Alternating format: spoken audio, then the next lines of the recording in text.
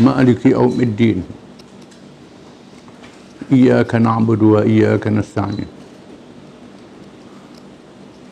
Ihdinas siratal mustaqim. Siratal ladzina an'amta 'alaihim ghairil maghdubi 'alaihim waladdallin.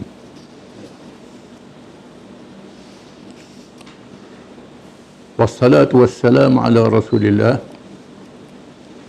wa ala alihi wa sahbihi wa man wala. Rabbana zidna ilma warzuqna fahman wa hikmah.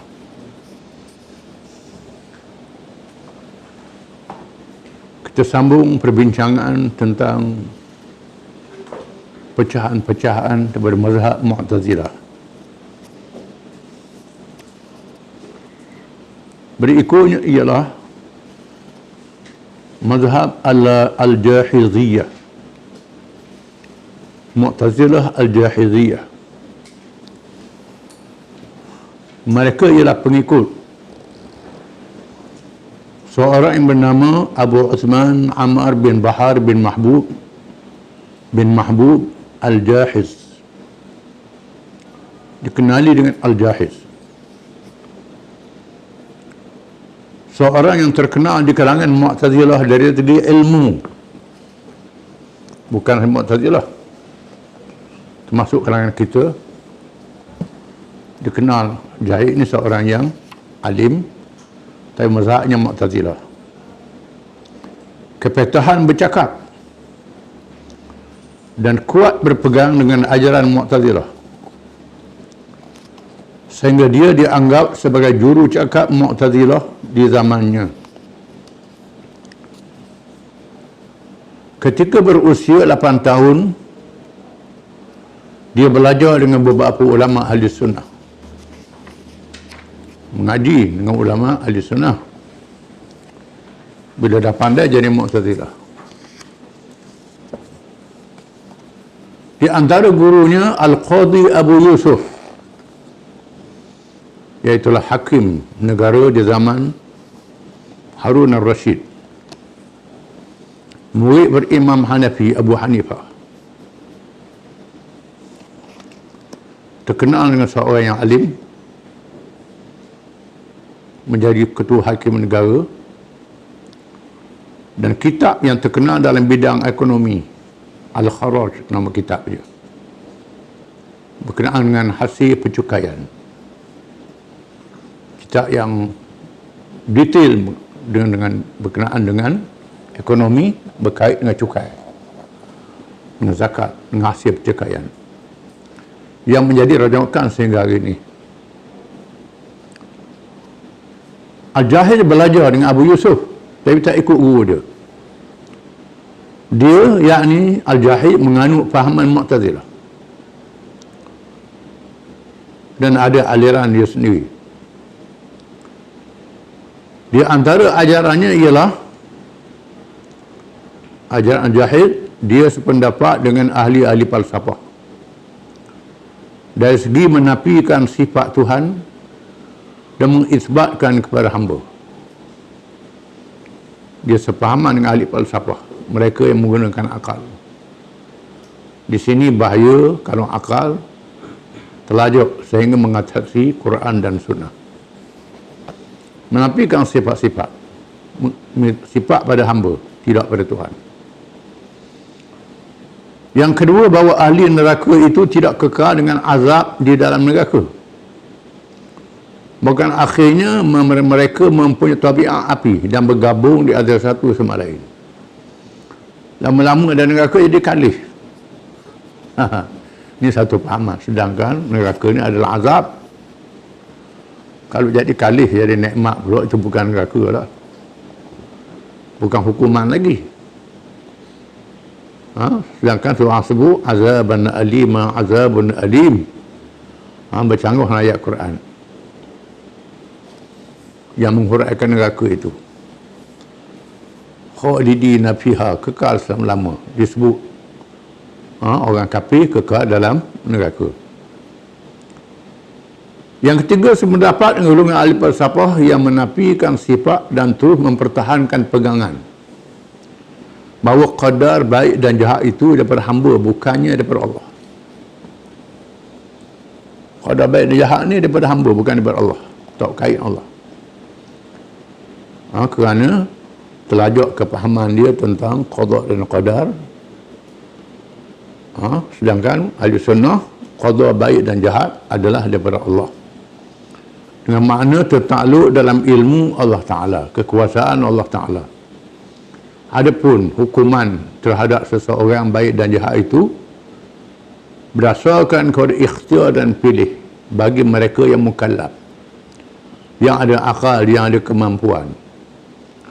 Mereka yang tak ada akal, yang tak ada kemampuan, tak ada perhitungan dosa dan pahala, dimaaf oleh Allah Ta'ala, dihuraikan oleh ayat-ayat Quran. Pandangan jahil ni bercanggah dengan Quran dan Sunnah. Yang keempat, mempertahankan pegangan bahawa Al-Quran itu makhluk. Dia terus mengatakan Quran itu adalah makhluk. Sedangkan mengikut Ahlussunnah wal Jamaah, Quran adalah kalam Allah. Kalam ialah sifat Allah Ta'ala yang qadim, yang sedia, yang kekal. Kalam Allah Ta'ala. Dan kalam ada dua, kalam ma'ani dan kalam kalam ma'nawi dan kalam lafzi. Sebut Quran tu merangkumi segala-galanya. Kalau disebut Quran tu kertas, dakwah yang ditulis itu memang bukan makhluk lah itu.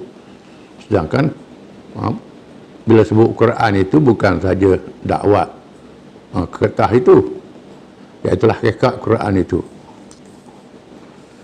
Ini silap pandangan Mu'tazilah. Yang kelima, memuji pemerintahan Abu Bakar, Umar, dan 6 tahun yang pertama pemerintahan Uthman radhiyallahu anhum. Dipuji Khalifah Abu Bakar dan Khalifah Umar. Ada Uthman 6 tahun balik, lepas itu tak balik Sayyidina Uthman. Sedangkan mengikut sejarahnya, Sayyidina Uthman seorang sahabat yang dipilih oleh Nabi SAW, yang didoa oleh Nabi SAW, seorang sahabat yang baik, mendapat keredaan Allah Ta'ala. Kelemahan yang berlaku selepas 6 tahun bukan dengan sebab Sayyidina Uthman, dengan sebab rakyat di masa itu, bukan Sayyidina Uthman. Kerana masa Sayyidina Uthman mereka tu sudah lama masa senggang daripada masa wafat Nabi SAW. Tak macam sama Bakar sama Umar. Zaman Sayyidina Uthman ni banyak mu'alaf, orang yang baru masuk Islam. Mu'alaf yang baru masuk Islam. Kemudian sahabat-sahabat yang tua banyak meninggal dunia. Pencen. Timbul sahabat-sahabat yang muda-muda, tak ada pengalaman banyak sahabat yang tua-tua ini. Menghadapi kalangan mu'alaf, dalam kemenangan jatuhnya kuasa besar Parsi dan Rom, dan banyaknya hasil-hasil negara orang Islam dalam kemewahan, Sayyidina Umar bagi hasil, bagi kepada semua rakyat. Banyak mu'alaf, ada yang dapat sikit tak puas hati, marah kepada Sayyidina Uthman. Itu saja. Bukan Sayyidina Uthman yang salah, yang salahnya ialah orang yang sangat lemah. Dan sebab itu Sayyidina Ali lagi teruk mewarisi pemerintahan lepas Sayyidina Uthman. Berlakunya fitnah. Bila orang tanya Sayyidina Ali macam mana zaman Abu Bakar, zaman Umar, orang molek. Zaman Amir Mu'minin mereka, orang kadang huru-hara. Dan nak dikata orang zaman Abu Bakar, Umar, orang zaman macam aku. Zaman aku mereka ni orang zaman macammu, Sayyidina Ali kata. Banyak orang tak uti. Ini masalahnya. Itu yang berlakunya.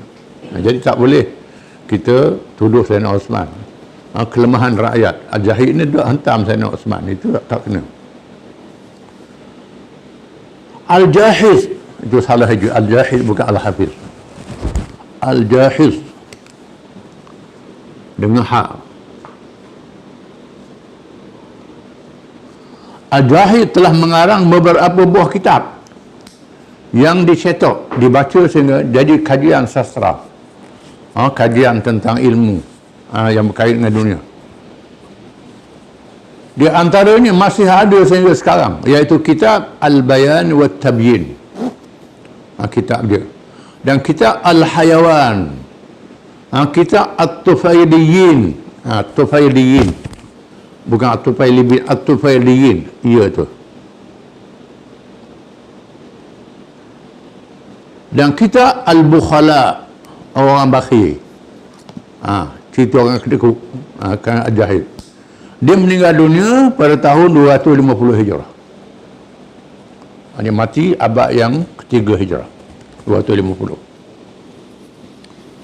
Kemudian Al-Khayyatiyah, ini mazhab Mu'tazilah je. Al-Khayyatiyah, mereka adalah pengikut seorang yang bernama Abul Husain Abdul Rahim bin Muhammad bin Osman Abu Amr Al-Khayyat. Nama Arab. Memang orang Arab nama. Hebat namanya. Tapi mazhabnya Mu'tazilah. Dia termasuk di kalangan Mu'tazilah Baghdad. Baghdad ialah pusat kerajaan Islam di zaman Abbasiyah. Zaman berlakunya pesat gerakan penterjemahan kitab-kitab, buku-buku daripada bahasa-bahasa asing. Bahasa Parsi, bahasa Greek, bahasa Rom, bahasa macam-macam bahasa terjemah dalam bahasa Arab.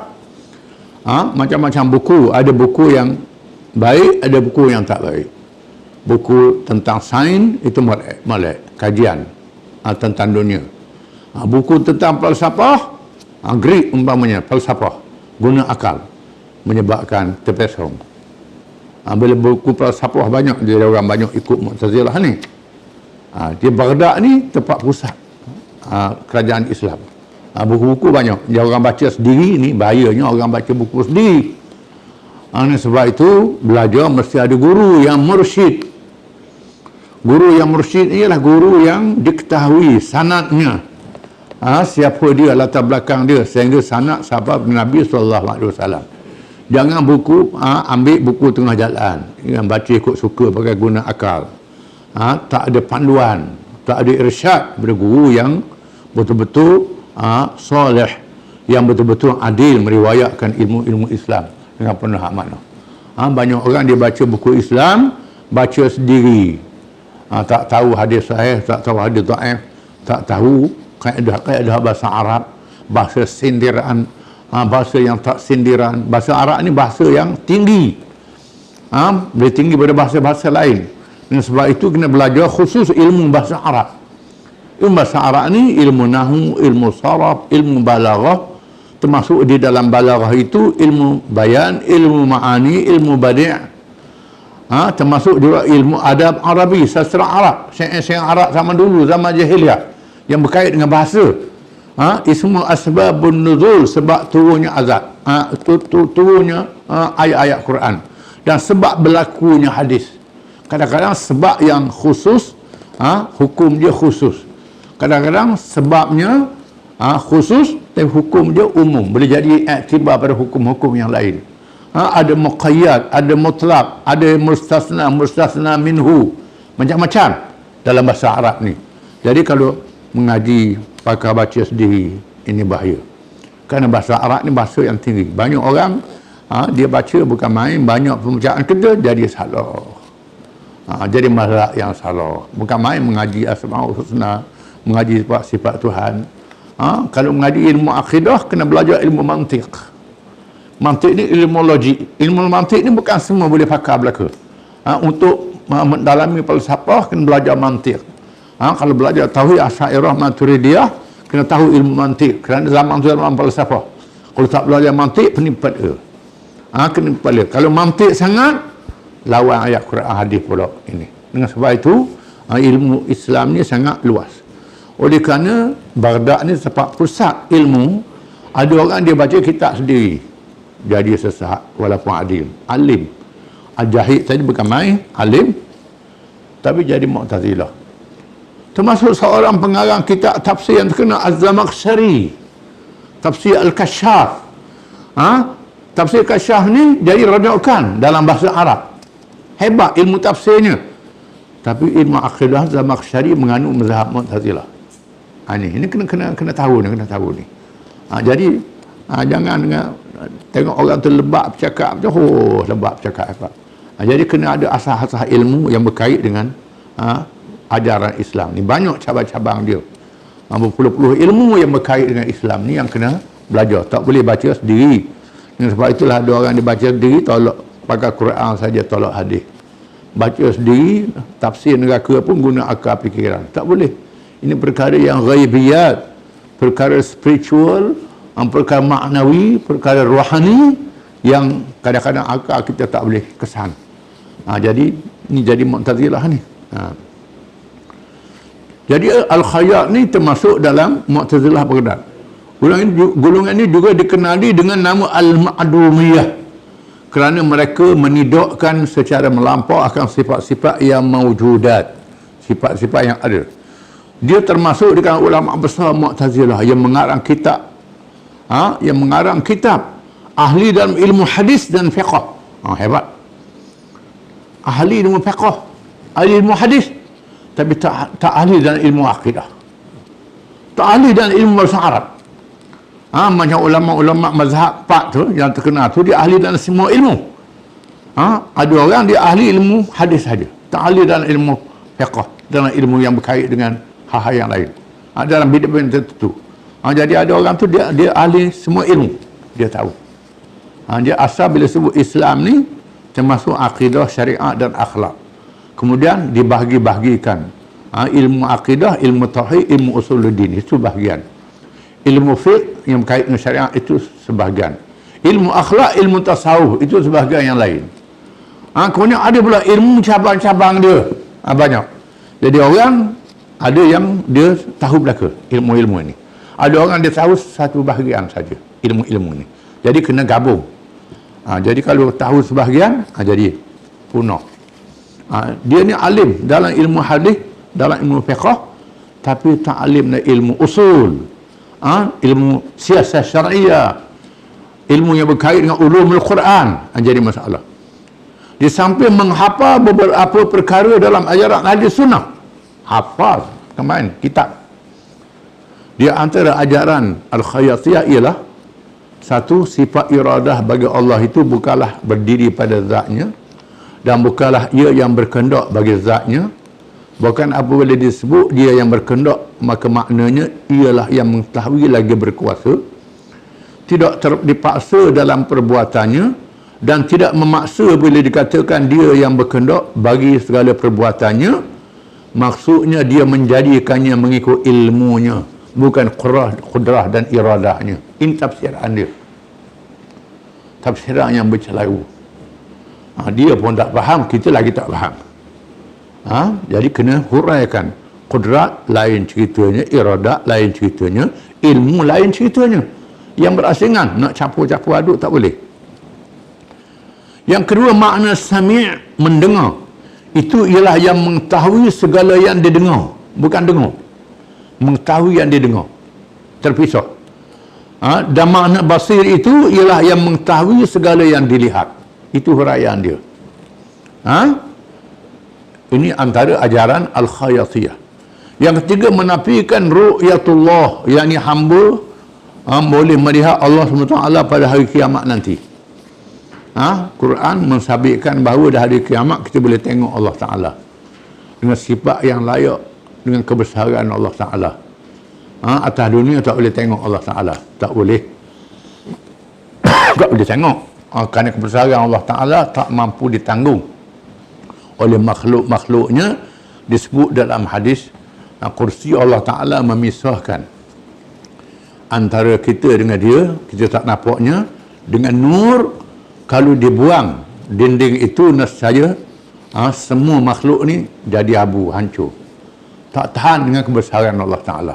Di sinilah bila Nabi Musa alaihissalam bermunajat di Gunung Tur Sina, Nabi Musa mendengar kalam Allah Ta'ala. Dia Musa minta, Rabbi ani anzur ilaik, ya Tuhanku, tunjuk padaku, aku nak tengokmu. Nabi Musa kata, Tuhan kata, mu tak boleh tengok wahai Musa, tengok pada bukit. Bila Allah Ta'ala tunjukkan hijab sahaja, tiba-tiba gunung tu rasanya nak hancur sama rata dengan tanah, dan Nabi Musa tersungkur ke bumi pingsan. Lepas tu Nabi Musa bertaubat dengan Allah Ta'ala. Ini cerita di atas dunia. Kita ada dunia. Atas dunia itu cerita lain. Nabi kita pernah Isra dan Mi'raj menghadap Allah Ta'ala tersungkur sujud. Jadi Quran mengatakan ila rabbiha nazirah, pada hari kiamat ahli-ahli syurga dapat tengok Tuhan. Sabit. Jadi Al-Khayyatiyah Mu'tazilah menafikan ru'yatullah pada hari kiamat. Pada hari kiamat. Wallahu a'lam.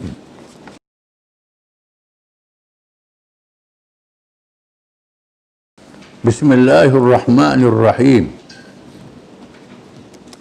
Di antara perkara yang dilakukan selepas Fathu Makkah, pembukaan Mekah dibuka secara rasmi, walaupun telah dibuka oleh Nabi Ibrahim alaihissalam. Orang yang pertama buka Mekah. Kemudian berlaku penyelewengan selepas Nabi Ibrahim wafat, sehingga berlakunya syirik, dosa yang paling besar ialah syirik, menyekutukan Allah dengan sesuatu yang lain. Ini dosa yang paling besar. Inna Allah la yaghfiru an yushraka bihi wa yaghfiru ma duna dzalika liman yasha. Allah Ta'ala mengampun, Allah Ta'ala tak mengampun dosa orang yang syirik, yang percaya ada yang Tuhan daripada Allah Ta'ala. Allah Ta'ala tak ampun. Dan Allah Ta'ala ampun dosa yang lain daripadanya. Semua dosa lain pada syirik, besar macam mana pun, kalau orang tu bertaubat, taubat yang nasuha, menyesal dengan syarat-syarat taubat, diterima oleh Allah Ta'ala. Orang yang berzina, yang minum arak, yang bunuh orang, yang merampok, yang menyamun, dia bertaubat belum dihukum, dia ampun oleh Allah Ta'ala. Ataupun dihukum di atas dunia, dia ampun oleh Allah Ta'ala. Adapun syirik, tidak diampun istighfar. Mesti nak mengucap 2 kalimah syahadah. Istighfar tak cukup. Jadi syirik ni ialah dosa yang besar yang dilakukan di Mekah Al-Mukarramah. Mereka mendirikan patung-patung dan berhala-berhala yang dianggap sebagai Tuhan. Termasuklah patung Nabi Ibrahim dibuat juga. Ibrahim, Abraham ataupun Brahma. Dibuat patung itu. Ini syirik, dosa yang paling besar, sangat dimurkai oleh Allah Ta'ala. Bila Nabi berjaya membebaskan Mekah semula daripada jahiliyah, antara langkah yang dia ambil memusnahkan syirik. Macam mana cara dia? Bukan saja mengucap 2 kalimah syahadah, termasuk tindakan-tindakan yang lain. Setelah menguasai Mekah sepenuhnya dan pemerintahan bertapak dengan teguh di atas tanah suci teragung itu, maka Rasulullah SAW mengarahkan operasi membersihkannya dari segala lambang syirik yang nyata. Bersihkan Mekah daripada segala bentuk syirik. Rasulullah SAW mengarahkan Abu Usaid Al-Khuzai radhiyallahu an supaya melakukan pembaharuan tanda-tanda sempadannya dan menyampaikan sabdanya, menyampaikan ucapan Nabi, man kana yu'minu billahi wal yawmil akhir fala yada' fi baitihi sanaman illa kassarah. Sesiapa yang beriman kepada Allah dan hari akhirat, maka janganlah ia membiarkan patung berhala di dalam rumahnya, melainkan hendaklah ia memusnahkannya. Barang siapa yang simpan patung di rumah, musnahkan patung itu. Arahan Nabi. Diarahkan kepada Abu Usaid Al-Khuzai radhiyallahu an mengumumkan arahan ini pada orang ramai. Maka seluruh tanah suci Mekah tidak dibenarkan wujudnya patung-patung dan berhala-berhala. Diharamkan. Ada patung dan berhala di tanah suci Mekah. Tak dibenar. Kita baca minggu lepas, termasuk Hindun bin Utbah, balik rumah, pecah patung rumah dia. Musnahkan, dia sudah masuk Islam. Hanya orang Mekah sendiri memusnahkan patung-patung itu. Dengan iman dia, keyakinan dia sendiri. Beberapa pasukan tentera pula ditugaskan untuk memusnahkan berhala-berhala besar pujaan kabilah-kabilah Arab. Di sekitar Semenanjung Arab ditugaskan bala tentera, pasukan tentera pergi ke Semenanjung Arab. Maknanya Semenanjung Arab mesti dibersihkan daripada berhala. Nabi sebut dalam hadis di akhir zaman orang bawa pula berhala di Semenanjung Arab. Hari ini dah ada dah di Dubai, di Emirat, ya, Emirat, di Abu Dhabi, di Bahrain, buat kuih pula ada di situ. Ini larangan Nabi Semenanjung Arab. Tempat lain cerita. Tempat lain itu tak dibuat begitu. Ini khusus bagi Semenanjung Arab. Ini ada hadis dan ulama-ulama bagi fatwa, termasuk Syekh bin Baz, Mufti Saudi ada fatwa dia. Tak boleh Semenanjung Arab ni. Tapi hari ini kerajaan dia jadi hanyut. Ini antara tanda-tanda di akhir zaman. Tanda akhir zaman dah berlaku sekarang ni. Bawa orang, lepas tu dipatung di Semenanjung Arab. Mekah kita tak tahulah, sekurang ada senyap-senyap awak masuk. Ini sudah berlaku penyelewangan di akhir zaman. Ini arahan sejak pembukaan Mekah, tak dibenar. Dihantar pasukan. Mereka yang ditugaskan ialah pasukan diutus Khalid bin Al-Walid, pedang Allah, Saifullah radhiyallahu anhu. Khalid bin Walid yang Nabi panggil Saifullah, pedang Allah. Sebab Khalid bin Walid digelar pedang Allah ni kerana peperangan Mu'tah. Perang Mu'tah yang terkenal bila Khalid bin Walid telah berjaya menyelamatkan tentera Islam menghadapi tentera Rom yang berpuluh-puluh kali ganda dengan taktik strategi yang pintar Khalid. 3 orang panglima iaitulah Zaid bin Harithah, Ja'far bin Abi Talib dengan Abdullah bin Rawahah sudah mati. 3 panglima mati. Khalid bin Walid mengambil alih dan menyelamatkan tentera Islam dengan strategi yang pintar, yang bijak, dan Nabi beri gelaran Saifullah, pedang Allah Khalid bin Walid. Ini pedang Allah Khalid bin Walid ini kerana kepintaran dia. Nabi tugaskan memusnahkan berhala Al-Uzza, Allat wal Uzza. Ini berhala masyhur ni. Al-Uzza pujaan Quraisy dan seluruh Bani Kinanah. Puak-puak Quraisy dengan Bani Kinanah memuja patung Al-Uzza. Ia adalah berhala paling besar. Urusannya dijaga oleh Bani Syaiban. Ini kabilah yang besar, Bani Syaiban ni. Bani Syaiban ni, kita baca dalam peristiwa Nabi berdakwah mengajak Bani Syaiban masuk Islam. Bani Syaiban ni ada sifat dia. Di mana bila Nabi nak berhijrah, kita baca kisah, kita ulang balik. Nabi nak berhijrah, Nabi cari negeri nak berhijrah. Kami bertemu dengan pemimpin, Nabi bertemu dengan pemimpin Bani Amir. Islamnya akan menang, sanggup tak nak serah negerimu? Bani Amir tanya, siapa dia jadi ketua kalau menang? Belum menang tanya ketua dah, nak ke dia. Nabi kata, lillah al-mulku lillah yu'tihi man yasha. Itu kepunyaan Allah. Allah Ta'ala beri pada siapa yang dia kehendaki. Kata pemimpin Bani Amir, kalau macam tu tak ada guna kami ikut, tak ada janji nak beri apa kalau menang. Kemudian Nabi berjumpa Bani Syaiban, ajak mereka masuk Islam. Islam menjanjikan kemenangan. Pemimpin Bani Syaiban tanya, apa dia Islam? Tanya Islam tu apa dia? Ni lain sikit. Bani Syaiban ni cerdik. Apa dia Islam? Nabi ayat Islam ni begini. Hukum dia. Macam mana cara? Nabi kata, mengucap la ilaha illallah. Bila dengar la ilallah, pemimpin dia kata, hadza amrun takrahul muluk idzan tuharibuka al-arab wal ajam. Ini ucapan yang dibenci oleh semua kerajaan-kerajaan dalam dunia. Kalau inilah ajaran yang membawa, maka seluruh dunia akan menyerangmu. Orang Arab bukan Arab pakat serangmu mereka. Ajaran yang membawa ni baik, tapi nak lawan seluruh dunia ni kami tak urut. Kalau lawan dengan Arab kami sanggup nak lawan. Orang Mekah kami sanggup lawan. Nak lawan dengan Parsi boleh lawan. Tapi seluruh dunia ni tak mampu ni.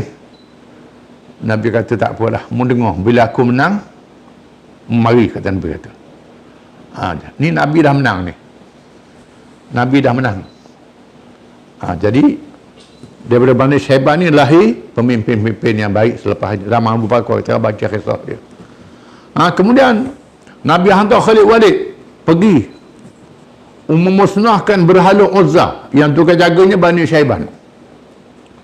Khalid bertolak pada akhir Ramadan disertai oleh 30 orang tentera berkuda, sehingga sampai di sana lalu memusnahkan patung tersebut. Orang tak larang.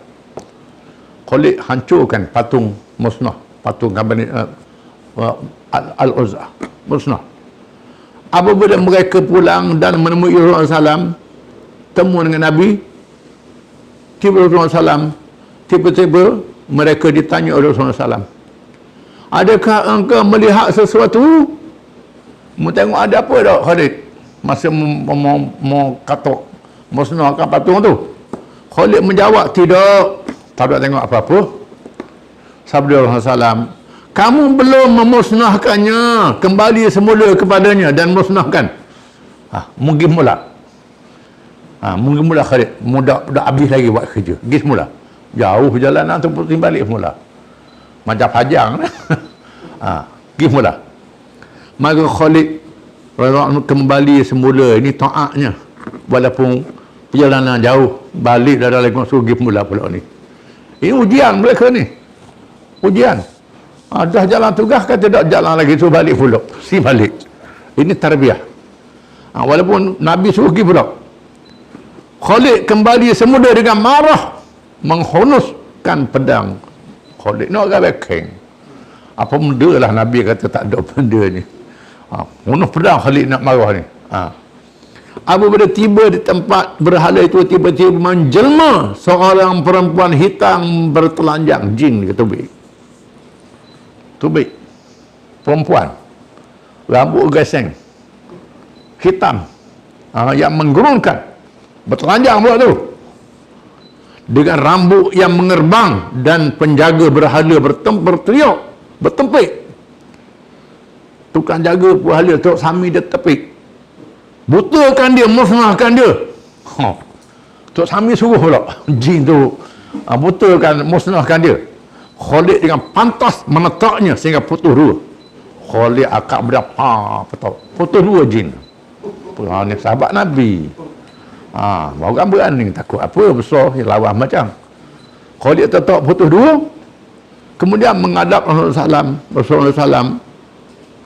Kemudian dengan pantah menetapnya putus dua, kemudian menghadap Rasulullah SAW, dan Rasulullah SAW bersabda, itulah dia Al-Uzza, dia telah berputus asa kerana tiada lagi sesiapa yang menyembahnya buat selama-lamanya. Itulah dia, kata Nabi Al-Uzza, barulah memusnahkan semuanya. Rupanya patung-patung ni ada iblis. Ada iblis, bukan patung tu saja, iblis. Tu yang orang duk takut sangat tu. Ini barangkali orang yang puja dia tu kerana tengok benda pelik-pelik pada patung berhala ni. Kerana ada setan yang duduk situ. Iblis duduk situ. Yang kedua, pasukan dikutul oleh Ammar bin Al-As radhiyallahu anhu. Ini panglima hebat juga ni. Orang ni terkenal dengan cerdik. Kalau perang dia pandai nipu. Dia ni terlincah. Kalau Khalid ni seorang pahlawan, pendekar. Ni pendekar lagi pandai tipu ni. Helah peperangan. Diperintah Ammar bin As supaya memusnahkan berhala yang bernama Suwa', yang pernah dinamakan kepada berhala pujaan kaum Nabi Nuh alaihi salam. Dalam Quran tersebut Suwa' ni. Berhala yang zaman Nabi Nuh duk puja dah. Berhala ini kepunyaan kabilah Huzail di kampung bernama Ruhat, terletak 3 batu dari Mekah. Apabila sampai ke tempatnya, sahabat berhala itu, penjaga berhala bertanyakan Ammar, apakah tujuan mereka datang? Tok Sami dia tanya, apa tujuan mari ni? Ammar menjawab, Rasulullah SAW memerintah kami supaya memusnahkan berhala ini. Nabi suruh musnahkan berhala ini, kata Ammar bin As. Dia berkata, memberi amaran, awak tidak dapat memusnahkannya. Kamu tak boleh memusnahkan berhala ni. Jaga bahaya ni, ada penunggu ni. Kata Kak Mabi'ah. Ammar menjawab, hingga sekarang kamu masih lagi dalam kebatilan, kata Ammar. Mu ni bodoh lagi, Ammar kata, dalam kebatilan. Cis, adakah kamu dapati berhala ini boleh mendengar dan melihat? Ammar kata, berhala ni boleh nampak, boleh dengar, boleh tengok. Lalu Ammar tampil ke hadapan dan terus meruntuhkan berhala itu dan mengarahkan rakan-rakannya memusnahkan rumah khazanahnya. Mereka tidak mendapati apa-apa pun, tak ada benda ni. Tak macam tadi Khalid tadi. Ni tak ada benda. Maka dia cabut lagi agaknya. Kemudian Ammar bertanyakan penjaga berhala itu, bagaimana pendapat kamu setelah melihat ini semua? Mau tengok mana? Dia tanya Duk Sami dia. Ia menjawab, aku Islam kerana Allah. Aku masuk Islam sekarang. Masuk Islam. Itu masuk Islam. Ini kisah yang kedua. Yang ketiga, di bulan ini juga Rasulullah SAW memerintah Sa'ad bin Zaid Al-Ashhali mengepalai 20 orang tentera berkuda supaya memusnahkan berhala Manat. Ini berhala besar juga.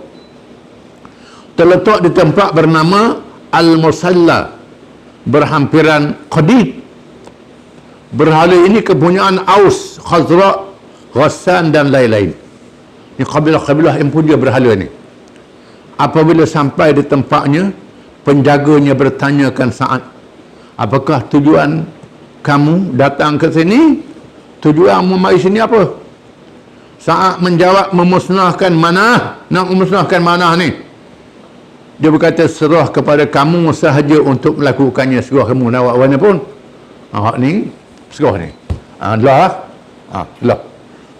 Musnah.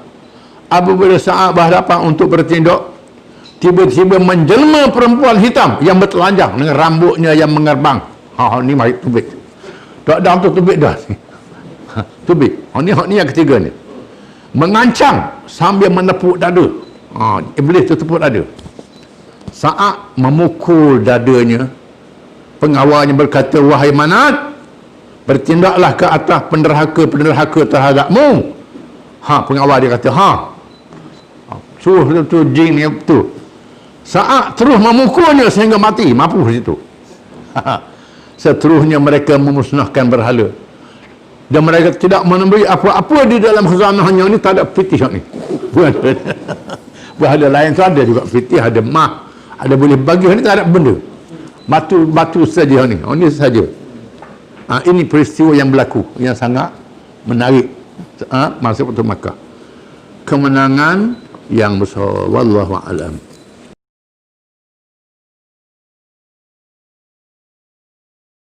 A'udzu billahi minasy syaithanir rajim. Alladzina yunfiqun amwalahum fi sabilillahi thumma la yutbi'una ma anfaqu mannan wa la adha. Lahum ajruhum 'inda rabbihim wa la khawfun 'alaihim wa la hum yahzanun. Qaulun ma'rufun wa maghfiratun khairun min sadaqatin yatba'uha adha. Wallahu ghaniyyun halim. Ya ayyuhalladzina amanu la tubtilu sadaqatikum bil manni wal adha kalladzi yunfiqu malahu ri'a an-nasi wa la yu'minu billahi wal yawmil akhir. Famathaluhu kamathali safwanin 'alayhi turabun fa'asabahu wabilun fatarakahu salda. La yaqdirun 'ala shay'in mimma kasabu wallahu la yahdil qaumal kafirin. ومثل الذين ينفقون أموالهم ابتغاء مرضات الله وتثبيتا من أنفسهم كمثل جنة بربوة أصابها وابل فآتت أكلها ضعفين فإن لم يصبها وابل فطل والله بما تعملون بصير. أيود أحدكم أن تكون له جنة من نخيل وأعناب تجري من تحتها الأنهار له فيها من كل الثمرات وأصابه الكبر وله ذرية ضعفاء فأصابها إعصار فيه نار فاحترقت Kadzalika yubayyinullahu lakumul ayat la'allakum tatafakkarun.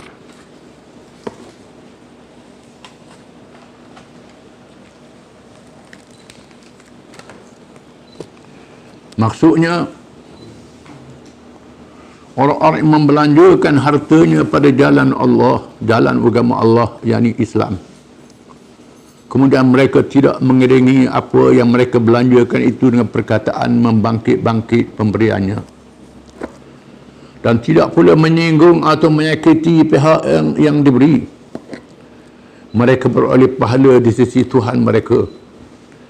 Dan tidaklah ada kebimbangan dari berlakunya kejadian yang tidak baik terhadap mereka, dan mereka pula tidak akan berduka cita.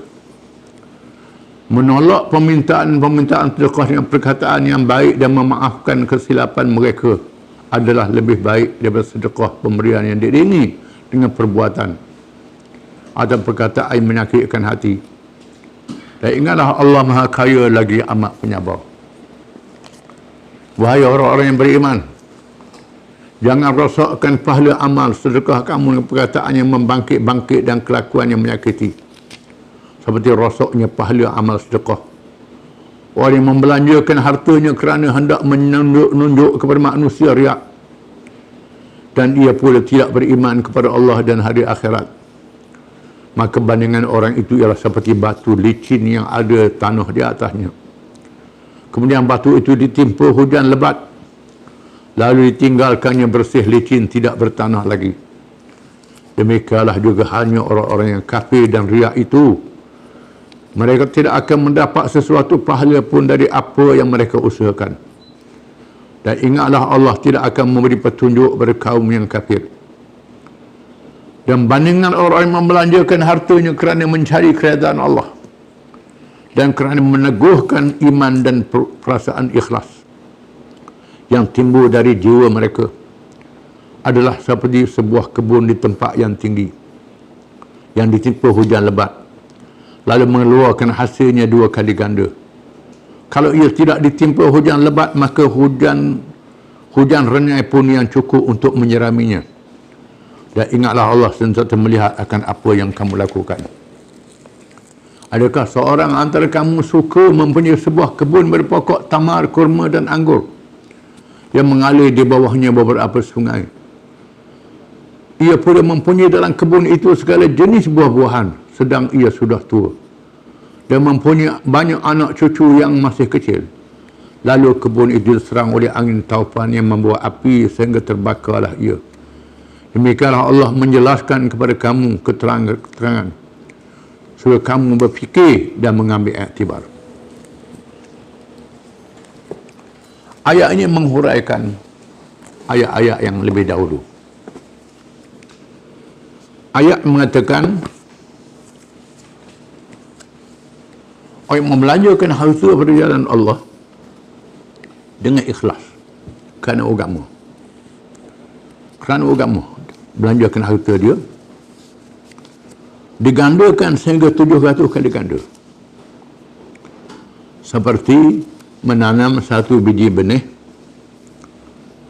tumbuh daripadanya 7 tangkai. Tiap-tiap satu tangkai 100 biji. 7 tangkai 700. Dan Allah Ta'ala boleh ganda lebih banyak lagi pahala itu, mengikut keikhlasan. Di sini menunjukkan kelebihan menyumbang harta kerana agama sangat besar di sisi Allah Subhanahu Wa Ta'ala. Kerana ujian hartanya sangat dahsyat bagi diri manusia. Nak ikhlas sumbang harta ni bukan mudah. Nak sumbang harta pun bukan mudah, kerana manusia sangat bergantung dengan harta. Sanggup mati kerana harta. Sayang harta lebih daripada nyawa, lebih daripada anak beranak lagi. Ini perangai manusia. Di sinilah mengapa menyumbang harta itu besar pahalanya. Orang yang bersyukur lebih besar pahala daripada orang yang sabar. Orang sabar banyak, orang syukur sikit. Wa qalilun min ibadiyas syakur. Dan sedikit sahaja di kalangan hamba tu orang yang bersyukur. Orang bersyukur sikit. Orang sabar banyak. Memanglah bila susah nak sembahyang hajat selalu. Bila susah kandu ke Tuhan selalu. Susah ni mudah balik ke Tuhan.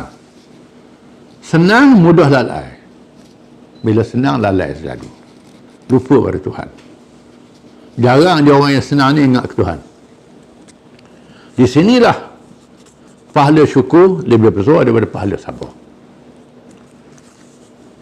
Ayat kita baca pada hari ini tafsirul Quran bil Quran.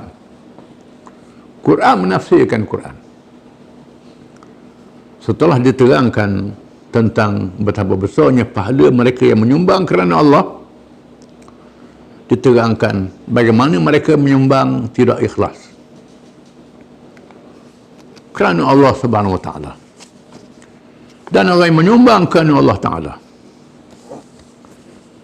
orang yang menyumbang pada jalan Allah dengan hati yang ikhlas, kemudian mereka tidak ikuti sumbangan itu dengan ungkitan. Bila beri pada orang tak ungkit. Kadang-kadang orang yang minta ni satu hal juga sakit hati dia mari minta. Menyakit hati ini ujian daripada Allah Ta'ala. Dia cakap macam-macam mari minta dengan kita. Panah juga kita pun. Ini ujian. Cubaan belaka. Kadang-kadang orang yang meminta ni molek. Kadang-kadang kita beri pada orang, kita beri memang orang susah, dia tak minta. Ini lebih afdal. Orang yang dia tidak meminta, kita tahu dia susah. Ini manusia yang sangat bermaruah. Sangat besar fadilatnya. Itu dia si orang yang meminta. Orang yang beri ni pula, orang yang membelanjakan hartanya pada jalan Allah. Summa la yutbi'una ma anfaqu mannan. Dia tidak ikuti sumbangan sabilillah, sumbangan kebajikan yang dia beri itu dengan ungkitan-ungkitan. Ungkitan sama ada dengan kata-kata ataupun perbuatan. Tak menyakitkan orang yang meminta itu. Wala adha, tidak menyakiti dia. Dia buat baik sungguh kepada orang tu. Percaya kepada janji Allah Ta'ala. Pahala yang Tuhan beri, itu yang kita yakin pada Allah Ta'ala. Mereka yang ikhlas sungguh ini tak menyakitkan kepada orang yang meminta, tak penyakit pada orang yang diberi. Lahum ajruhum inda rabbihim. Bagi mereka pahala di sisi Tuhan mereka.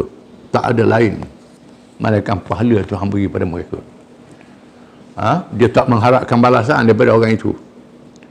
Tak ada niat dalam hati orang tu, lepas ni orang tu akan aku dapat pulak daripada dia ni.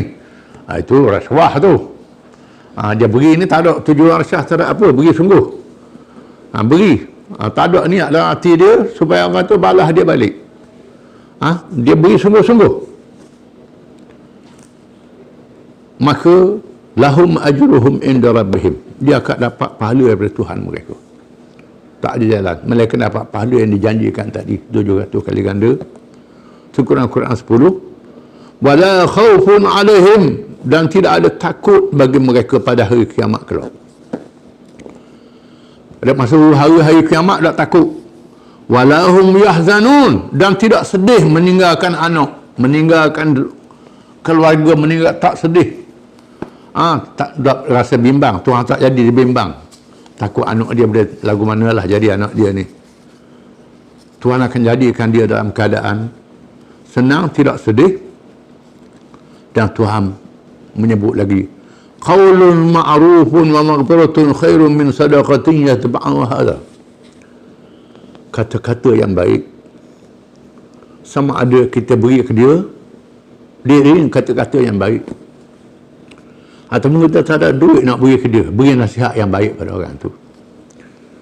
Bahkan kata-kata yang baik yang kita sampaikan bila bermasa sahaja. Wa maghfiratun, dan memaafkan orang.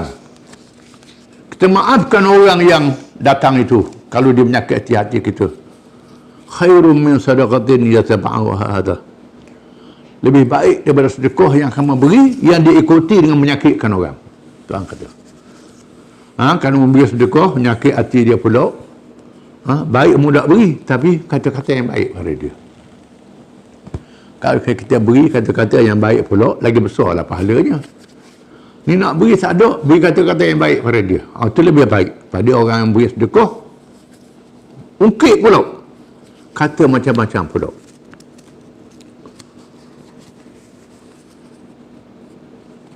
Wallahu ghaniyyun halim. Dan Allah Ta'ala maha kaya. Lagi maha lembut Allah Ta'ala ni. Allah Ta'ala maha kaya, maha lembut. Lembut Allah Ta'ala mengampunkan dosa hamba dia. Kesian pada hamba dia. Halim ni yang maha lembut terhadap hamba dia. Allah Ta'ala tak kerah terhadap hamba dia. Sesungguhnya Allah Ta'ala menyeru pada mereka yang beriman. Ya ayyuhalladzina amanu. Wahai orang yang beriman. Di sana ada hadiah-hadiah yang banyak. Menyatakan bahawa kita menyakitkan orang yang kita beri sedekah ni, dimerka oleh Allah Ta'ala. Allah Ta'ala mereka. Disebut dalam hadis, banyak hadis-hadisnya. Allah Ta'ala tak tegur pada hari kiamat orang yang beri sedekah, yang mungkin menyakitkan orang yang kita beri tu pula tu. Menunjukkan Allah Ta'ala kesian korang. Dua-dua orang tu susah, kita beri, kata ke dia pula. Ungkit-ungkit pula. Ini jangan menyakiti. Sehingga digandingkan dengan orang yang diraka dua ibu bapa, diganding dengan orang yang minum arak. Orang yang suka mengungkit-ungkit ni. Adik-beradik dengan puak-puak tu. Dengan sebab itu, jangan ungkit setelah kita bersedekah pada orang. Ya ayyuhalladzina amanu, wahai orang yang beriman. La tubtilu sadaqatikum bil manni wal adha. Jangan kamu batalkan pahala sedekah kamu dengan mungkit-mungkit dan menyakitkan orang. Memberi sedekah boleh pahala dah. Bila ungkit pula, menyakiti orang tu pula, membatalkan pahala kamu. Hilang pahala dengan sebab kita ungkit-ungkit. Kalladzi yunfiqu malahu ria'an nas. Sama ni orang yang membelanjakan harta dengan tujuan nak menunjuk-nunjuk kepada orang. Dia sumbang harta nak tunjuk ke orang, nak suruh kata aku ni baik, aku ni apa murah, aku ni bagus, nak suruh orang puji. Seri dengan pokok tu.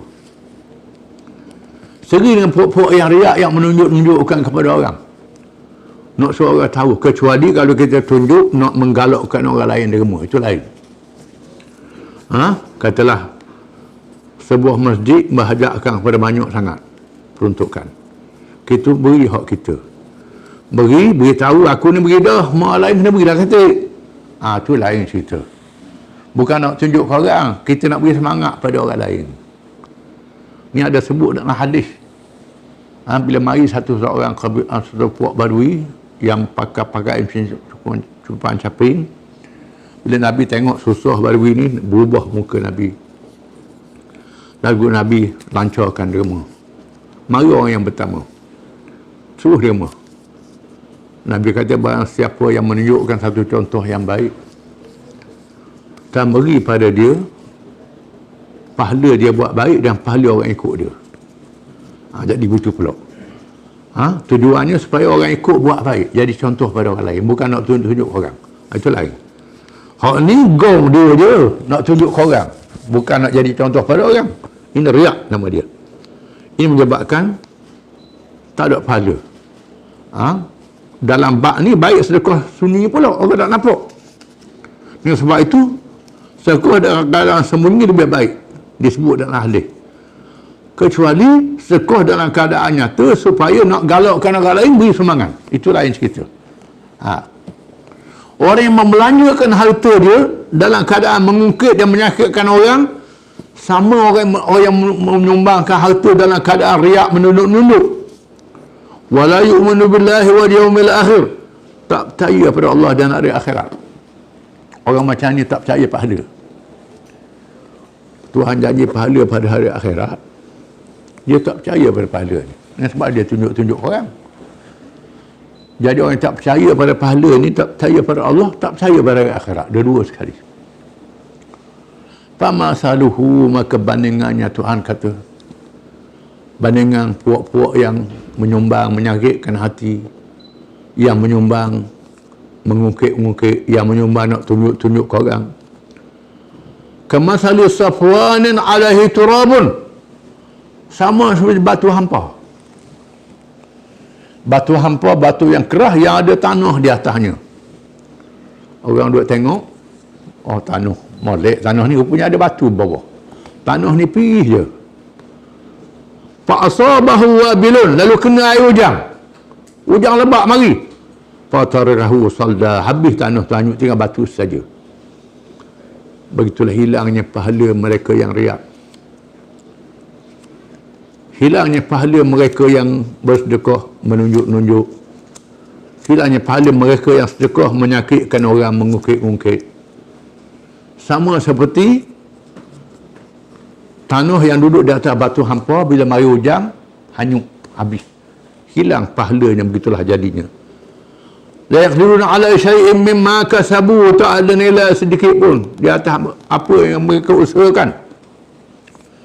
Tak ada nilai, tak ada pahala, tak dapat kelebihan. Wallahu la yahdil qawmal kafirin. Allah Ta'ala tak beri hidayah pada kaum yang kafir. Kafir ni dua, kafir antiqah, kafir nikmat. Kalau kafir nikmat, kafir kena nikmat yang Tuhan beri. Percaya pada akhirat, berdosa sajalah. Kalau kafir tak percaya pada akhirat, ni kafir hilangnya iman. Dua jenis kafir yang kita kena sedar. Dua-dua tu tak molek belaka. Tapi yang paling beratnya adalah kafir antiqah. Siapa tak percaya pada pahala, tak percaya pada akhirat, ini sangat malang. Ini kafir sungguhlah.